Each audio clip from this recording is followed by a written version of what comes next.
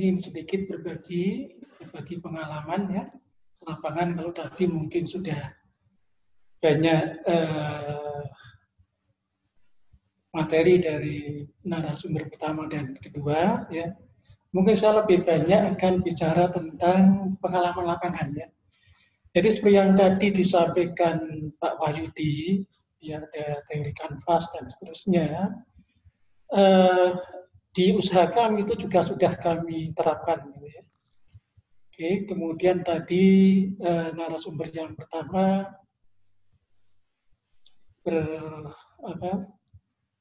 kaitannya dengan kelayakan dari pasar, teknis, manajemen, dan finansial. Insya Allah nanti kami akan menyampaikan pengalaman kami. Oke, apa yang disampaikan narasumber yang kedua tadi, sebetulnya semuanya sudah kami lakukan, bahkan ada beberapa hal yang mungkin belum tersampaikan yang pernah kami lakukan. Tadi kaitannya misal dengan harga, baik oleh narasumber pertama maupun kedua, kaitannya dengan penentuan harga, itu sebetulnya menentukan harga itu adalah bukan yang murah atau yang mahal, tapi yang pas. Oke. Ya, saya akan berikan suatu ilustrasi. Seandainya Bapak Ibu sudah terbiasa membeli daging ayam, misalnya satu potong 15.000, ya, kalau suatu saat Bapak Ibu menjumpai ada daging ayam dijual 5.000, pertanyaannya apakah Bapak Ibu itu akan membeli atau tidak? Saya yakin bahwa Bapak Ibu mungkin akan curiga. Ini kok murah ya? Pasti ada sesuatu yang nggak beres itu. Jadi ini justru membangun image yang tidak baik. Padahal kaitannya dengan pasar itu bagaimana kita membangun image yang baik. Nah, itu pernah kami terapkan di usaha kami. Salah satu dari produk yang kami jual adalah dompet waktu itu ya. Ini pengalaman dulu, cerita pengalaman ya. Waktu itu dompet yang kita jual itu hanya 5.000. Nah, ternyata sampai 3 bulan itu tidak ada satupun yang terjual. Maka seperti yang disampaikan oleh narasumber pertama tadi, barangkali ada sesuatu keinginan dari konsumen yang tidak terungkapkan, yang belum bisa kita tangkap. Nah, oleh karena itu kemudian kita melakukan suatu survei kecil-kecilan, ya apa sih sebetulnya yang diinginkan oleh konsumen. Dari hasil survei kecil-kecilan tadi, kita peroleh bahwa umumnya konsumen di tempat kami adalah anak-anak muda. Mungkin dengan harga 5.000 dia malu. Ya, oke. Apakah kemudian kita harus mengganti produknya? Tidak harus selalu mengganti produknya. Maka yang kita lakukan adalah menarik produk itu selama beberapa bulan. Setelah beberapa bulan kita tampilkan kembali dengan harga 15.000.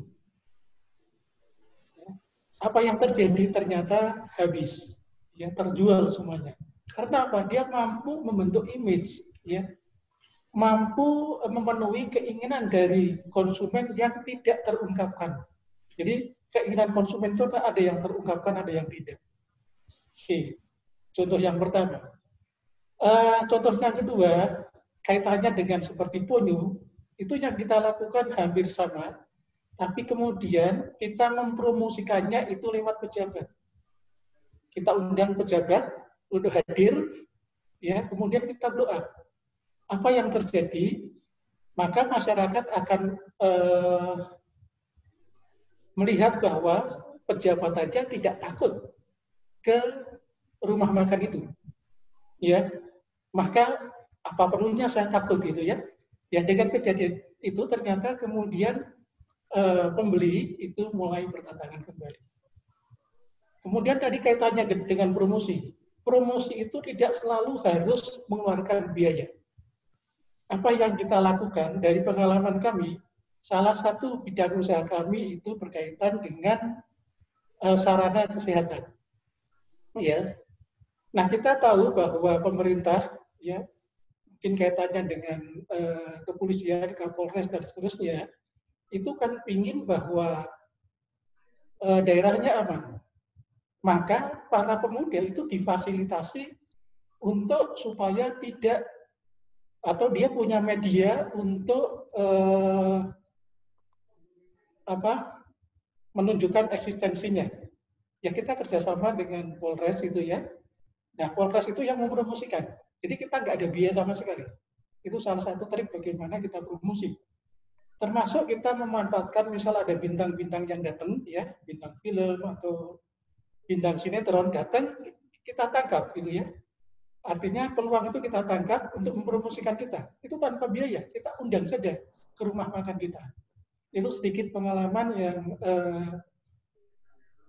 kami lakukan ya, yang kita alami itu ya, bahwa nanti dalam penentuan harga itu kalimat yang pas adalah harga yang cocok. Gitu. Jadi harga rendah tidak menjamin bahwa itu akan diminati oleh konsumen. Tapi harus melihat segmen pasarnya dulu. Ya target pasar kita itu siapa? Bisa jadi harga rendah itu menarik buat segmen tertentu atau pasar tertentu. Tapi bisa jadi kurang menarik untuk segmen yang lain. Nah, kaitannya tadi bahwa pengembangan produk itu tidak selalu berhasil. Ada kalanya berhasil, ada kalanya gagal. Nah, oleh karena itu kita harus mengidentifikasi dulu apa sih penyebab kegagalan itu. Oke.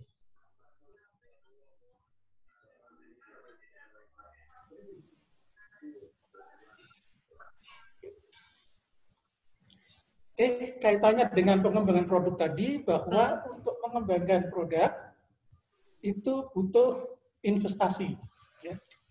Kita mulai dari definisinya dulu, kemudian coba kita terjemahkan dalam kehidupan kita sehari-hari. Ya.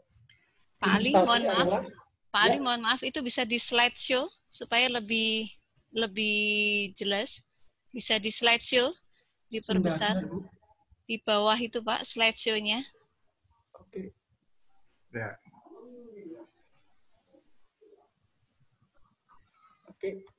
Ya, matur nuwun Pak Ali. Kalau kita melihat dari definisi ini, ada jeda waktu antara pengorbanan dengan harapan. Jadi kalau tadi kita mengembangkan produk, itu pasti butuh investasi. Ya, dalam investasi itu butuh pengorbanan. Tapi dalam pengorbanan itu pasti ada harapan. Tidak mungkin kita berkorban tanpa harapan. Nah, antara pengorbanan dan harapan itu ada jeda waktu. Sekecil apapun. Apakah itu dalam hitungan detik, menit, jam, tahun, bahkan bisa puluhan tahun. Artinya di sana ada jeda waktu. Ada jeda waktu itu akan melahirkan resiko dan nilai uang. Jadi semakin panjang jeda waktunya, maka resiko itu juga akan semakin tinggi. Nilai uang itu juga akan semakin merosot umumnya. Ya, sehingga tadi harus kita nilai kelayakannya. Ya. Hal yang paling penting adalah bahwa yang menjadi tujuan akhir adalah kelayakan ekonomi dan finansial. Tapi untuk mencapai ke sana, kita tidak bisa langsung menilainya dari ekonomi dan finansial. Oke, saya akan berikan suatu ilustrasi.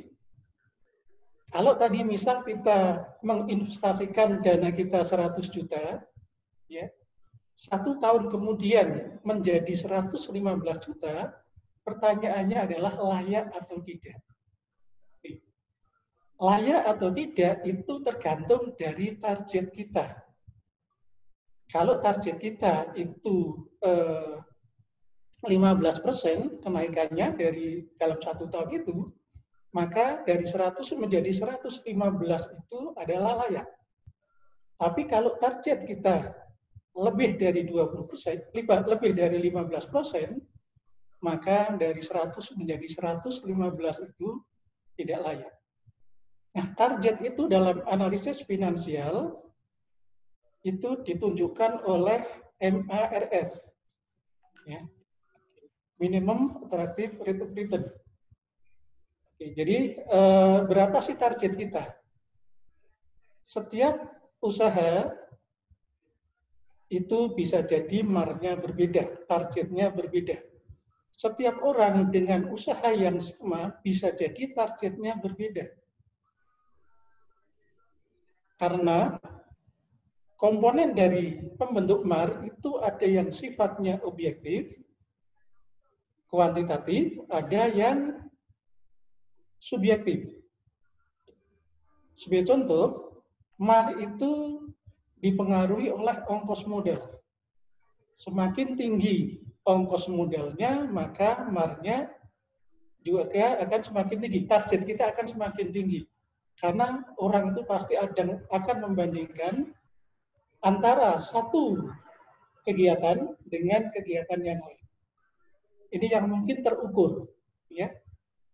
Yang semua orang itu hampir sama, ya, bahwa ongkos modal ini tentunya akan mempengaruhi MAR dengan pengaruh yang relatif sama, inflasi dan seterusnya. Tapi ada juga yang berbeda, tingkat keberanian menanggung resiko bagi pengambil keputusan. Mungkin saya dengan orang lain punya usaha yang sama, dengan ongkos modal yang sama, di tempat yang berdekatan, artinya inflasinya sama, tapi bisa jadi targetnya berbeda. Itu sah-sah saja. Kenapa itu bisa berbeda? Karena setiap orang bisa jadi punya keberanian yang berbeda. Kemudian juga dipengaruhi oleh tingkat resiko atau ketidakpastian yang dihadapi. Semakin tinggi resikonya, semakin tinggi ketidakpastiannya, maka targetnya semakin tinggi atau MAR-nya semakin tinggi. Oke, ilustrasi sederhana, misal kalau kita jual beras dengan jual nasi, ya, kenaikannya biasanya mungkin kalau beras 5%, 10% sudah cukup, ya, kalau kita bandingkan dengan harga belinya, ya, atau ongkos produksinya. Beda dengan nasi, ya. Oke, biasanya akan lebih tinggi harga jualnya ya dibandingkan dengan biaya yang dia keluarkan. Kenapa? Karena dalam nasi itu ketidakpastiannya, resikonya lebih tinggi dibanding beras. Ini salah satu ilustrasi sederhana. Tadi bahwa produk yang kita buat, ya, itu bisa sukses, bisa juga gagal. Nah, bagaimana supaya kita bisa meminimalisir, ya, kegagalan itu? Ya. Untuk meminimalisir kegagalan itu, maka kita perlu mengidentifikasi penyebab gagal. Ya. Oke. Penyebab gagal itu bisa jadi kesalahan dalam beberapa aspek. Bisa dari aspek pasar dan pemasarannya, yang tadi disampaikan narasumber yang pertama, kalau nggak salah ada 24% plus 19%, ya. Jadi ada 43%. Ya. Bisa jadi kesalahan dalam mengidentifikasi aspek teknis dan teknologis. Bisa jadi kesalahan dalam identifikasi aspek manajemen serta ekonomi dan finansial. Nah, kenapa tadi identifikasi pasar itu menjadi salah satu penyebab yang cukup tinggi, ya? Oke, karena memang mengidentifikasi pasar tadi ada keinginan yang terungkapkan, ada yang tidak, ya. Oke, sehingga kemungkinan kesalahan di dalam mengidentifikasi kebutuhan dan keinginan pasar itu menjadi salah satu penyebab yang cukup tinggi, ya, kaitannya dengan kegagalan suatu produk. Apa sih efek dari kegagalan kita memprediksi pasar? Kesalahan dalam memprediksi pasar itu akan berakibat pada kesalahan dalam menentukan rencana penjualan. Jadi kalau kita prediksi pasarnya sudah ada kemungkinan, maka kita prediksi penjualan juga salah. Ya. Kesalahan dalam memprediksi rencana penjualan itu akan berakibat juga pada kesalahan dalam merencanakan rencana produksinya. Kapasitas produksinya itu berapa sih gitu. Ya. Nah, kesalahan dalam rencana produksi itu bisa berakibat pada kesalahan menentukan mesinnya, menentukan peralatannya, menentukan bahan bakunya, dan seterusnya. Juga kesalahan menentukan jumlah tenaga kerjanya, tidak hanya jumlahnya, mungkin kompetensinya, spesialisasinya, dan seterusnya. Juga kesalahan dalam menjadwalkan perencanaan dan pengoperasian proyek. Nah, dari tiga aspek itu, kesalahan pada tiga aspek itu akan berakibat pada kesalahan menentukan modal tetap dan modal kerja. Kalau kita lihat dari gambar ini, umumnya itu ada dua panah, ya. Panah menuju dan menjauh. Ya. Artinya menuju itu berarti mempengaruhi, ya. Menjauh itu berarti dipengaruhi. Oke. Tadi kita bicara dari pasar dulu. Bisa jadi kita salah dari bawah dulu, ya.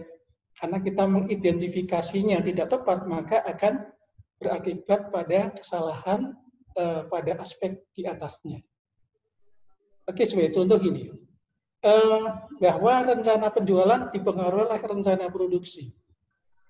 Saya nentukan rencana produksi, misal saya berangkatnya dari jumlah mesin yang saya sediakan dulu. Ya. Kesalahan dalam saya memulai menentukan mesin, maka akan berakibat pada kesalahan rencana produksi. Bisa kesalahan dalam pengertian berlebihan atau kekurangan. Ya. Oke, sebagai contoh, saya punya mesin 5, satu mesin itu mampu memproduksi 200 unit per hari, maka 5 mesin itu akan mampu memproduksi 1000 unit per hari. Ya. Oke, berarti rencana produksi yang pas buat saya adalah 1000. Kalau ternyata pasarnya itu kecil sehingga rencana penjualannya kecil, maka ini akan berakibat pada kelebihan kapasitas produksi. Nah, kelebihan kapasitas produksi itu akan berakibat pada beban biaya tetap yang tinggi dan seterusnya. Oke. Oleh karena itu, mengidentifikasi penyebab kegagalan menjadi hal yang sangat penting sebelum kita memulai usaha. Oke. Nah, bagaimana sih intensitas studi kelayakan? Ini sangat tergantung dari dana, ketidakpastian, dan kompleksitas. Semakin besar dananya, semakin tinggi ketidakpastiannya, semakin tinggi kompleksitasnya, maka studi kelayakan itu semakin penting. Ya, sekecil apapun suatu usaha, sadar atau tidak, biasanya sudah menerapkan studi kelayakan, sadar atau tidak. Saya akan berikan ilustrasi, misal ibu-ibu penjual gorengan, ya, oke. Dia dananya kecil, ketidakpastiannya mungkin kecil, kompleksitasnya kecil. Apakah dia perlu studi kelayakan? Mungkin tertulis tidak. Tapi konsep tetap dia perlu lakukan, baik itu sadar atau tidak. Contoh sederhana, dia biasanya menjual gorengan yang dibutuhkan oleh calon pembeli. Kalau dekat kampus ya mungkin yang dibutuhkan oleh mahasiswa itu apa? Ya, artinya dia sudah bicara tentang pasar. Ya, kemudian dia mungkin menuliskan di gerobaknya, misal pakai gerobak, harganya dan apa saja yang disediakan. Itu sudah kan suatu strategi pemasaran. Sampai bahkan dia meletakkan setinggi mana gorengannya dan seterusnya, itu dia sudah bicara tentang teknis, ya, kebutuhan alat-alatnya, kebutuhan bahan bakunya dan seterusnya, itu pasti dia sesuaikan dengan rencana produksi dia. Rencana produksi dia pasti dikaitkan dengan berapa sih rencana penjualan. Itu ya, rencana penjualan pasti dia kaitkan dengan banyaknya permintaan. Artinya bahwa konsepnya studi kelayakan itu tidak hanya untuk usaha-usaha yang besar, untuk industri-industri yang besar. Mungkin si ibu tadi juga menentukan apakah saya perlu dibantu orang lain atau tidak.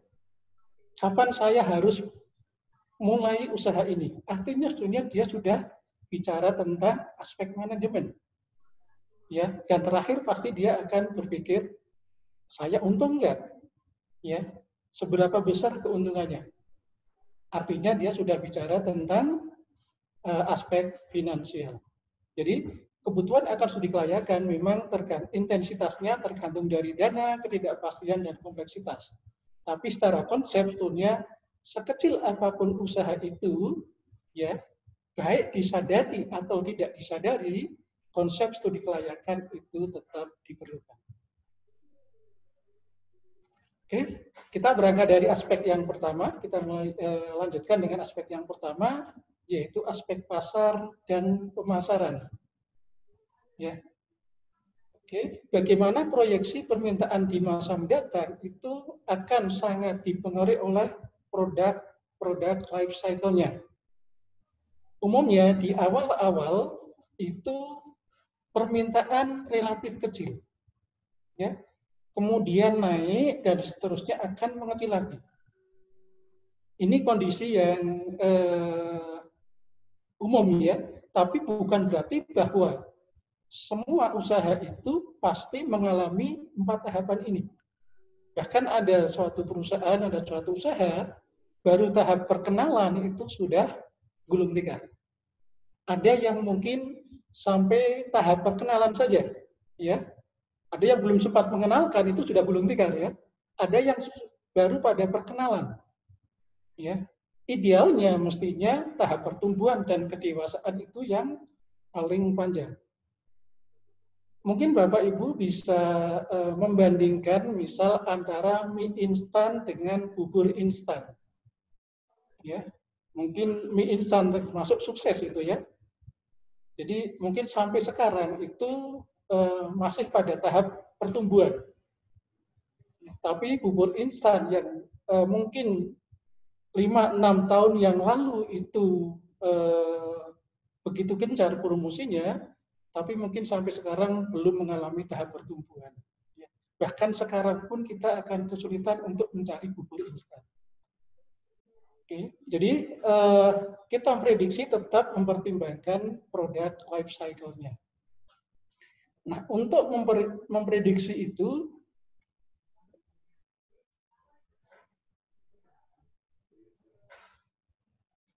kita bisa lakukan dengan prediksi atau peramalan yang sifatnya kuantitatif dan kualitatif. Ya. Prediksi ke depan, kalau untuk produk-produk baru, berarti mungkin kita akan lebih banyak menggunakan prediksi yang sifatnya kualitatif. Ya. Tapi untuk produk-produk yang lama, mungkin kita akan mengkombinasikan kuantitatif dan kualitatif dengan komponen kuantitatif yang mungkin lebih besar. Tapi untuk produk-produk baru barangkali kualitatif itu menjadi lebih dominan dibandingkan dengan kuantitatif. Oke. Nah, tadi kita mengenal ada banyak pola data, ya. Maka cara yang paling baik adalah bagaimana kita bisa mengidentifikasi pola data yang ada. Ya. Dari pola data yang ada, kemudian kita tentukan metode yang cocok itu yang bagaimana. Yang cocok itu bukan berarti yang kompleks, ya, yang sulit, belum tentu. Ya. Yang cocok itu adalah yang sesuai. Saya berikan ilustrasi sederhana. Kalau kita akan memotong sesuatu, apakah sebaiknya kita menggunakan gunting atau kita menggunakan gergaji teknologi tinggi? Maka yang menjadi jawaban adalah mestinya yang kita potong apa? Ya, gergaji teknologi tinggi belum tentu lebih baik daripada gunting tangan. Kalau yang akan kita potong adalah gunting kuku ya, yang akan kita potong adalah kuku. Demikian juga dalam kita meramalkan metode apa yang cocok, maka kita harus memahami dulu, ya, pola datanya bagaimana. Nah, dari aspek pasar dan pemasaran ini ada dua kemungkinan yang bisa kita lakukan. Pertama, stop. Kalau dari sisi pasar kita tidak begitu yakin bahwa cerah ya, bahwa permintaannya cukup bagus, maka mungkin kita harus mengganti produk kita. Kita harus berhenti untuk merencanakan investasi kita. Ya. Tapi kalau kita melihat gambaran yang cerah dari sisi pasar, bisa jadi itu kita lanjutkan ke aspek teknis dan teknologis. Ya. Ini berkaitan dengan kebutuhan teknis pembangunan proyek dan pengoperasiannya setelah proyek selesai dibangun. Jadi tadi dari rencana produksi, kita bisa tentukan berapa sih kapasitas mesin yang kita perlukan. Berapa sih bahan baku yang kita butuhkan. Ya. Oke. Berapa luasan gedung yang kita perlukan.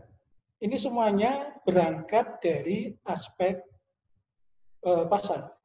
Semakin tinggi aspek pasarnya, ya, jadi kalau permintaannya semakin banyak, maka rencana produksi semakin banyak, maka mesin yang diperlukan semakin banyak, atau semakin tinggi kapasitasnya, bahan baku yang dibutuhkan semakin banyak, ya.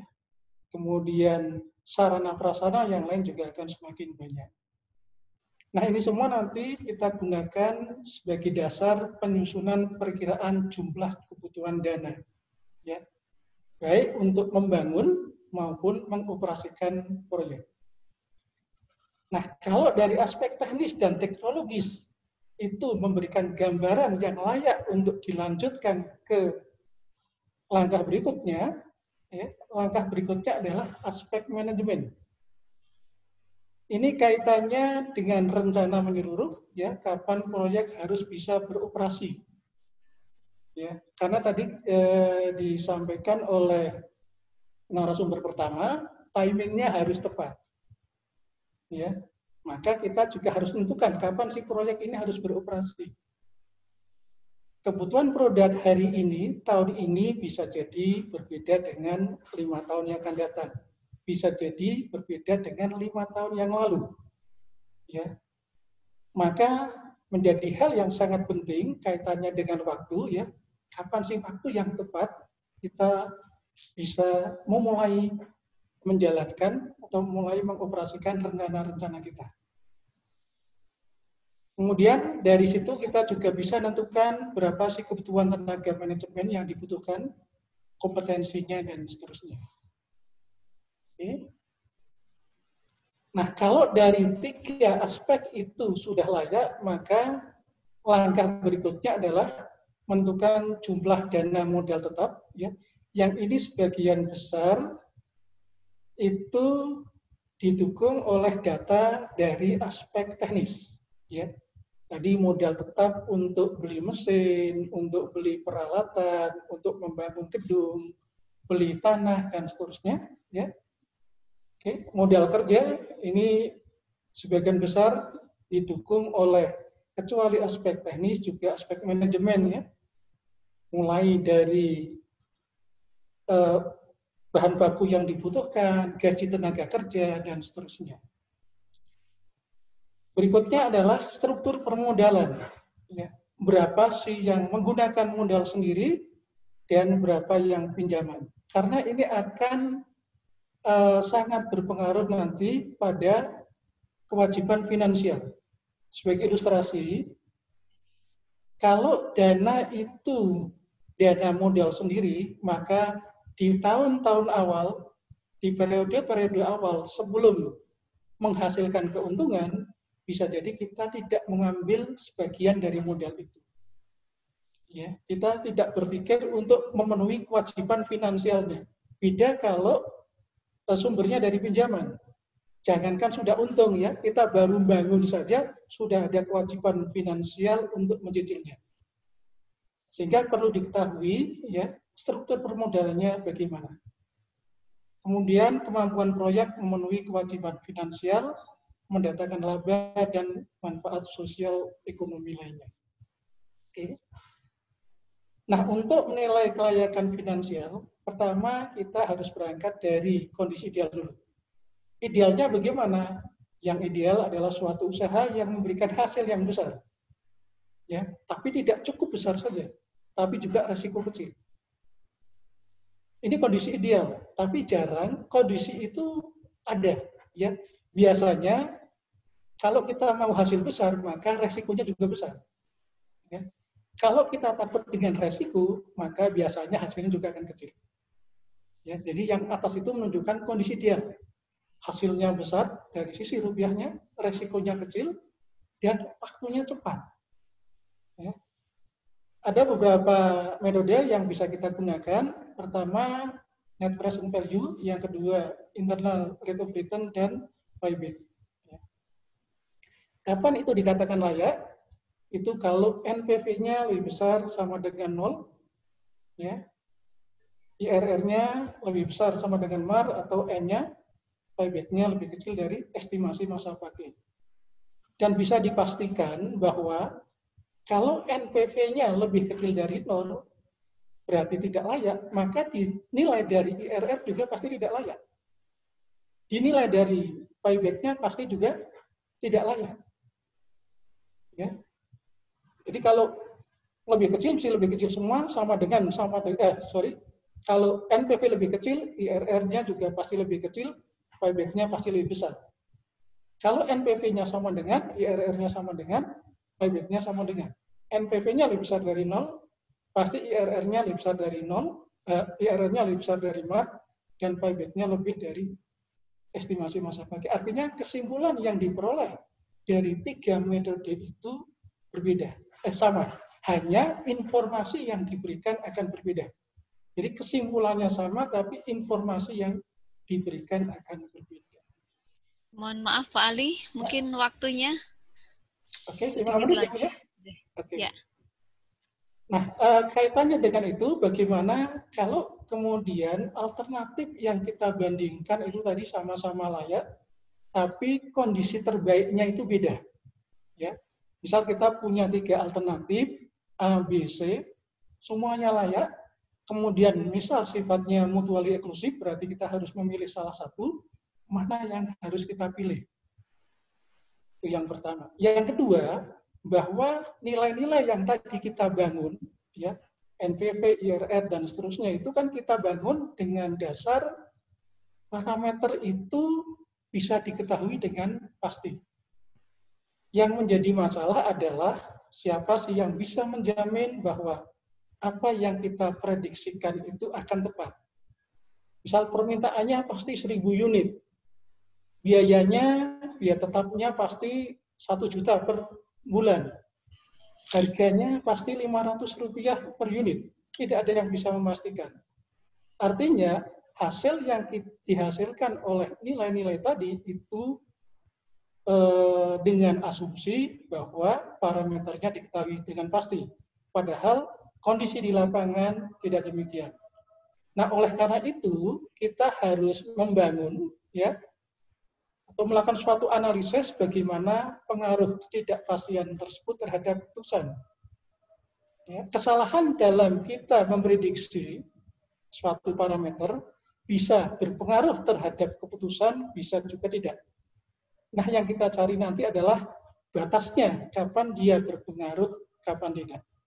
Oke, saya kira waktunya tadi sudah diingatkan, cukup, matur nuwun.